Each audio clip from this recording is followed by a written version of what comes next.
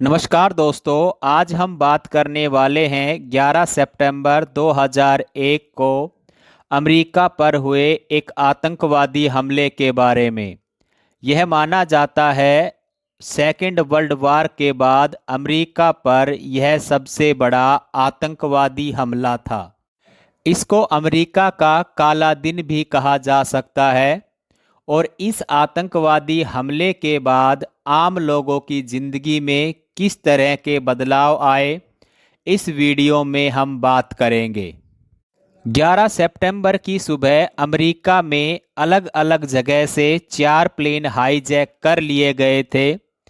इन plane को crash करवाना था अमेरिका के ऐतिहासिक स्थलों पर या उन मेन हेडक्वार्टर्स पर जो अमेरिका का हार्ट कहे जा सकते थे। पहला प्लेन हाईजैक किया गया अमेरिकन एयरलाइंस का प्लेन नंबर 11 जो बोस्टन इंटरनेशनल एयरपोर्ट से लॉस एंजिल्स जा रहा था, जिसमें से 11 क्रू मेंबर थे और 81 पैसेंजर थे। जब प्लेन को टेक ऑफ किए 15 मिनट हो गए तब पता लगा उन 81 पैसेंजर में से 5 हाईजैकर हैं। वो 5 हाईजैकर ज़बरदस्ती कॉकपिट में एंट्री कर गए और उन 5 हाईजैकर में एक आदमी था जिसका नाम था मोहम्मद अत्ता, जो एक इजिप्टियन पर्सन था और वो एक पायलट भी था। वो प्लेन उड़ाना जानता भी था। उसने प्लेन का कंट्रोल अपने हाथ में लिया और पायलट और को पायलट को वहीं पर शूट कर दिया। जब प्लेन का कंट्रोल मोहम्मद अत्ता के हाथ में आया तो मोहम्मद अत्ता ने प्लेन को टर्न किया और वर्ल्ड ट्रेड सेंटर के नॉर्थ टावर में प्लेन को क्रैश करवा दिया। जब प्लेन क्रैश हुआ उस समय US president George Bush Florida के एक स्कूल में एक रीडिंग एक्सरसाइज करने के लिए जा रहे थे। बट जब ये बात यूएस प्रेसिडेंट को पता लगी कि वर्ल्ड ट्रेड सेंटर के नॉर्थ टावर में एक प्लेन क्रैश हो गया है, तो उन्होंने कहा कि हो सकता है पायलट को हार्ट अटैक हुआ हो और इसकी वजह से प्लेन क्रैश कर गया हो नॉर्थ टावर में। जॉर्ज बुश का मानना था कि अमेरिका में किसी तरह का कोई प्लेन हाईजैक नहीं हो सकता। जॉर्ज बुश ने अपनी यात्रा स्कूल के लिए जारी रखी और कुछ ही मिनटों में जॉर्ज बुश स्कूल में पहुंच गए। पहला प्लेन क्रैश होने के मात्र 17 मिनट बाद पता लगा कि दूसरा प्लेन भी वर्ल्ड ट्रेड सेंटर के साउथ टावर में क्रैश कर गया है। यह प्लेन था यूनाइटेड एयरलाइंस का प्लेन नंबर 175, जिसमें 5 हाईजैकर्स थे। वर्ल्ड ट्रेड सेंटर के साउथ टावर में क्रैश करवा दिया।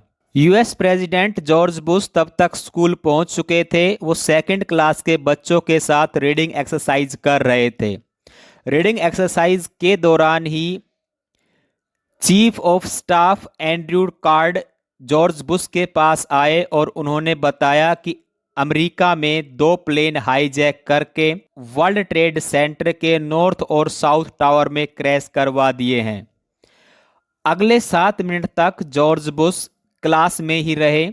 उन्होंने बच्चों के साथ रीडिंग एक्सरसाइज की, उनके साथ फ़ोटो क्लिक की, टीचर्स के साथ फ़ोटो क्लिक की और वो एक नॉर्मल बिहेव करते रहे। लेकिन बाद में इन 7 मिनट में जॉर्ज बुश ने किसी तरह का कोई एक्शन नहीं लिया। इसकी बहुत निंदा भी हुई।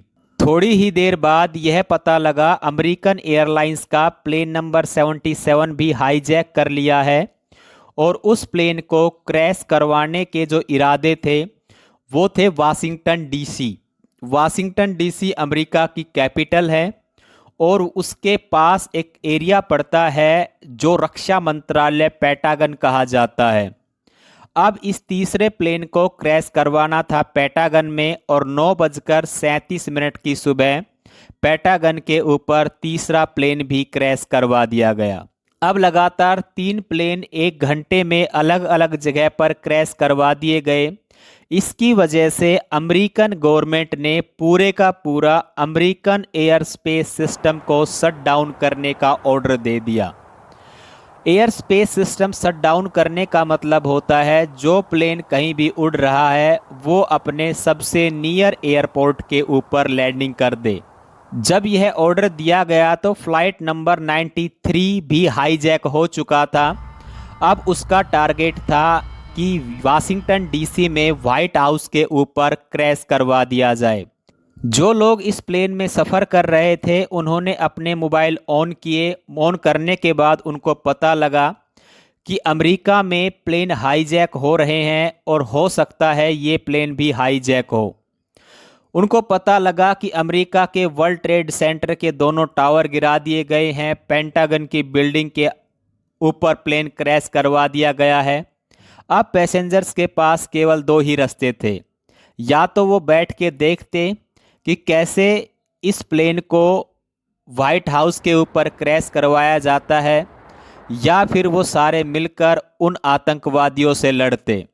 फाइनली अमेरिकन सिटीजन्स ने लड़ने का फैसला किया और लगातार बहुत लंबे स्ट्रगल के बाद फाइनली प्लेन को पेंसिल्वानिया के मैदान में क्रैश लैंडिंग करवा दी गई। इससे केवल पैसेंजर ही मारे गए और किसी तरह का नुकसान नहीं हुआ।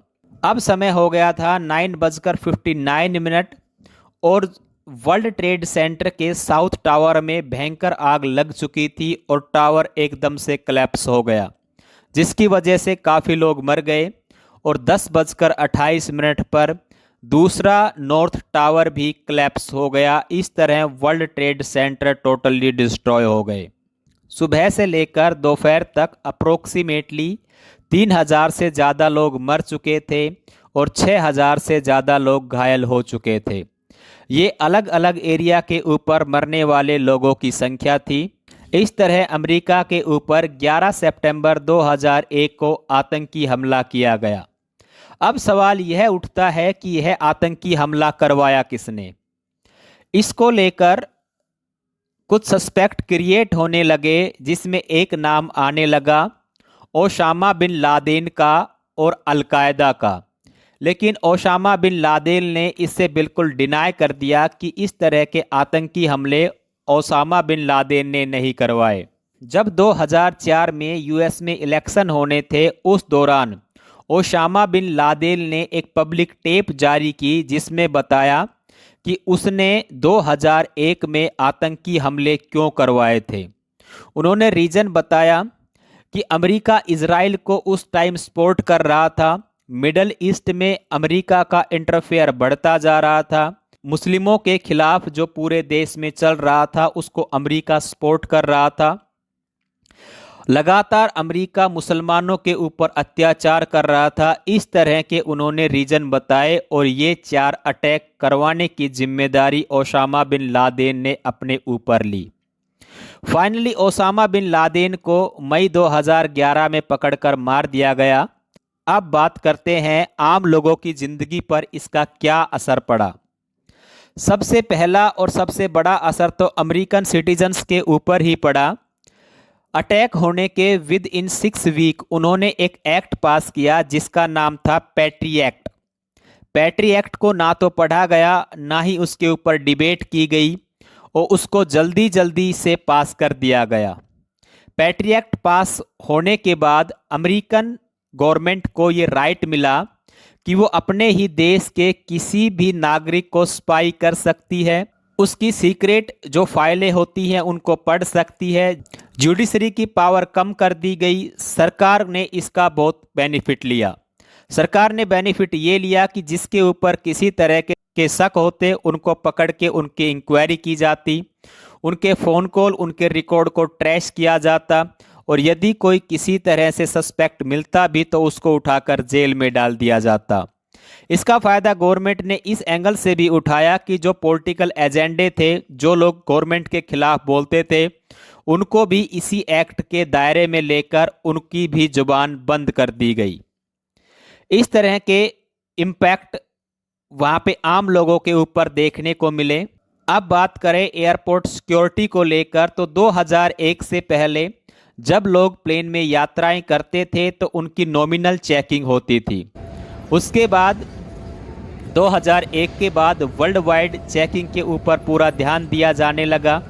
हर तरह के बैग को, हर तरह के सामान को ट्रेस किया जाने लगा। पॉकेट को खाली करवाकर चेक किया जाने लगा। इसके अलावा आप कितना सामान लेके जा सकते हो, इस चीज़ के लिए कानून आए। कॉकपिट को प्लेन से सेपरेट कर दिया गया। इसके अलावा जो पायलट और को पायलट थे उनको उनकी प्रोटेक्शन के लिए गन प्रोवाइड करवाई गई। इस तरह के कानून पूरी दुनिया में देखने को मिले और ये कानून आज भी दुनिया पर लागू होते हैं। आपको यह वीडियो कैसी लगी अपनी राय कमेंट बॉक्स में ज़रूर दें।